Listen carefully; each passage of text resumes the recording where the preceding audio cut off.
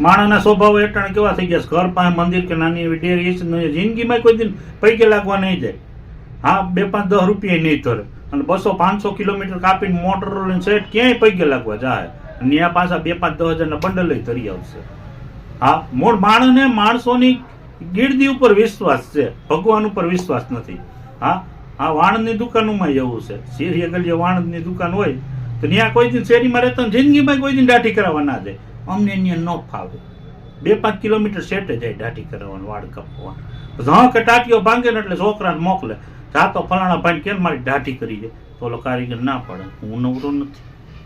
એનો છોકરો પાછો આપણે આમ કતરાઈને જોવે, મફત નથી કરાવી, કે મફત તો આમ થાય નથી કરતા અમે. તમે શેરીમાં તમે રહ્યો છો તો તમને અપેક્ષા છે ને કે આ દુકાનવાળો અમારી દાઢી કરી જાય, તમને અપેક્ષા છે ને, તો અમને 5 પૈસાની અપેક્ષા હોય ને કે ફલાણા ભાઈ શેરીમાં રહીએ છે તો બાલ દાઢી અમારી 5 કરાવવા આવે. હાલો, સલૂન વાળાઓ સરસ મજાની મસ્તીની કોમેન્ટ કરો.